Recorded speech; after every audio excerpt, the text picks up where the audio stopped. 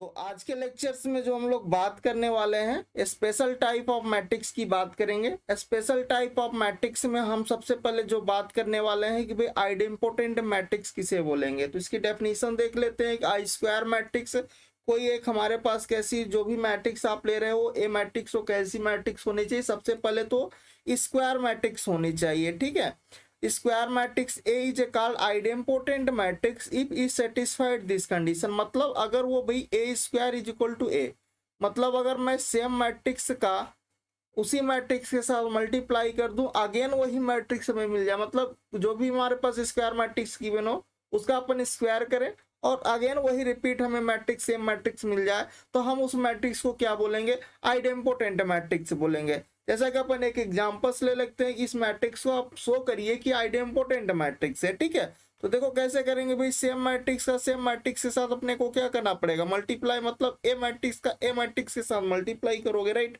अब करना कैसे होता है, पहले लिखो दोनों मैट्रिक्स को, सेम मैट्रिक्स को। ठीक है, 2 -2 -4 -1 3 4 1 -2 -3। ठीक है, अगेन इसी मैट्रिक्स को लिखो, राइट करो, 2 -2 -4 -1 3 4 1 -2 -3। ठीक है, अभी हम लोग जो डिस्कस कर रहे हैं यहाँ पर, हम लोग अभी यहाँ पर बेसिक चीजें, मतलब जो आपके कॉन्सेप्ट है उसको क्लियर कर रहे हैं। बाकी जो ट्रिक्स होंगी वो आपके जब लास्ट में इसके लेक्चर्स के लास्ट जब सारा आपका सिलेबस ये कवर हो जाएगा, फिर हम 1-2 लेक्चर उसमें लेंगे जिसमें हम ट्रिक डिस्कस करेंगे। बाकी जो ट्रिक्स डिस्कस करेंगे वो असाइनमेंट के अंदर डिस्कस करेंगे। ठीक है, तो पहले यहाँ पर अपन सारा 1 बाय 1 क्लियर करेंगे। ठीक है, तो देखिए अपन इन दो मैट्रिक्स से अपन मल्टीप्लिकेशन कैसे करते हैं। तो इधर से अपन रो में देखते हैं और इधर से अपन कॉलम में देखेंगे। मतलब अगर अपन इधर से रो में आ रहे हैं तो इधर से अपन को किस में आना पड़ेगा? कॉलम में आना पड़ेगा, राइट। अब करना कैसे? जैसे इसका इसमें करना है तो अपन देखो कैसे करोगे, 2 का 2 के साथ करोगे कितना आएगा भाई? 4 आएगा। फिर -2 का -1 के साथ करोगे तो कितना आएगा भाई? प्लस का 2 आएगा। फिर -4 का +1 के साथ करोगे तो फिर माइनस का। ठीक है, प्लस करते करते लिखते हैं अपन। फिर फर्स्ट ये क्या है? C1 कॉलम है, इसको अपन C2 कॉलम बोलते हैं, इसको अपन C3 कॉलम बोलते हैं। तो C1 के साथ हो गया। अब इसको अपन क्या बोलते हैं? ये भी R1 रो होती है, इसको अपन R2 रो बोलते हो। इस वाले को क्या बोलते हैं भाई? R3 रो बोलते हो। सही बात है। अब ये 3x3 की स्क्वायर मैट्रिक्स है। किस टाइप की है? 3x3 की है, जिसमें 3 रो है 3 कॉलम। पहले अपन रो लिखते हैं फिर कॉलम रो। अगर आपसे आर्डर पूछे किसी भी मैट्रिक्स का तो उस मैट्रिक्स का पहले रो काउंट कर लो, फिर कॉलम को काउंट कर लो, मल्टीप्लाई करके लिख दो भाई इतना है आर्डर के। अच्छा, अगर वो पूछे कि इस मैट्रिक्स में कितने नंबर ऑफ एलिमेंट है, दोनों का मल्टीप्लाई कर दो। जैसे यहाँ पर टोटल 9 एलिमेंट है, 3 × 3 करोगे। ठीक है, बात समझ में आ रही? अपन यहाँ मल्टीप्लाई कर रहे हैं तो देखिए फर्स्ट रो का फर्स्ट कॉलम के साथ हो गया। अब इसी फर्स्ट रो का सेकेंड कॉलम के साथ अपन को मल्टीप्लाई करना है। ठीक है, और इधर अपन रो में लिखते चलेंगे। तो 2 का -2 के साथ होगा तो कितना आएगा भाई? प्लस का 4 आएगा।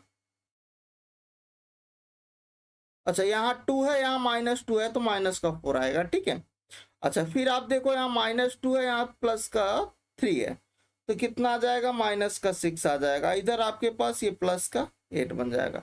अब इस वाले C3 के साथ करेंगे जैसा अपन R1 का C1 C2 C3 के साथ, फिर इसी तरह R2 का करेंगे C1 C2 C3 के साथ। सेम फंक्शंस करेंगे, काम करेंगे C1 R3 का C1 C2 C3 के साथ। ठीक है, तो आई होप आपको क्लियर हो गया कि मल्टीप्लिकेशन कैसे करते हैं। चले C3 के साथ जब अपन मल्टीप्लाई करते हैं R1 का तो क्या होगा? 2 का -4 के साथ करोगे तो भाई माइनस का 8 आएगा। फिर -2 का +4 के साथ फिर से -8 और यहाँ पर ये हो जाएगा प्लस का 12। अगेन अब हम लोग आते हैं R2 के साथ, सेम काम करना है अपने को। ठीक है, तो -2 हो जाएगा, -3 हो जाएगा और अपने पास ये प्लस का 4 इधर बनेगा। फिर जब C2 के साथ करोगे तो ये प्लस का 2 बनेगा। इधर अपने पास 3 3 जा 9 हो जाएगा और 4 2 जा -8, ये माइनस है ना। ठीक है, अगले वाले में आ जाओ, इस वाले में तो -1 -4 तो ये 4 हो गया। इधर आपके पास 3 4 जा 12 बन गया और 4 3 जा -12 बन गया। ठीक है, फिर आप R3 के साथ कर दो इसी तरह, 1 का 2 के साथ करोगे 2 आ गया, फिर आपके पास यहाँ प्लस का 2 बनेगा और फिर ये माइनस का 3 बन जाएगा। फिर आप C2 के साथ चले जाओ, इधर अपने पास -2 और माइनस का 6 और प्लस का 6 बन जाएगा। ठीक है, हाँ सही है। उसके बाद यहाँ पर आपके पास माइनस का 4 बनेगा, माइनस का देखो -2 और +4 इधर है तो -8 हो गया और ये प्लस का 9 बनेगा। अब आपके पास ये मल्टीप्लिकेशन हो गई मैट्रिक्स, दो मैट्रिक्स सामने मल्टीप्लिकेशन। अब इसको आप सिंप्लीफाई कर लीजिए, तो जैसे अपन इसको सिंप्लीफाई करोगे आपका आंसर आ जाएगा। तो ये जो आपने ए स्क्वायर निकाला वो आपको क्या मिला, जो एक मैट्रिक्स नई मैट्रिक्स आई, आप इसको देखो तो ये 2 आ गया, यहाँ से आप सिंप्लीफाई करो तो ये -2 आ गया, इधर ये -4 आ गया, इधर ये -1 बच गया। ठीक है, और अपने पास ये 3 हो गया, इधर ये 4 बचा और इधर आपके पास ये कितना बच गया 1 -2 और इधर अपने पास -3। ये भी 3 क्रॉस 3 की मैट्रिक्स बनी। यस या नो? अच्छा, क्या ये जो मैट्रिक्स है वही यही मैट्रिक्स दिख रही क्या सेम? देखो कोई चेंजमेंट दिख रहा है क्या इसमें? नहीं ना। मतलब यहाँ से अपन बोल सकते हो कि भाई ए स्क्वायर जो है वो ए के इक्वल आ रही है। मतलब यहाँ से अपन बोल सकते हैं कि ए इज क्या हो गया,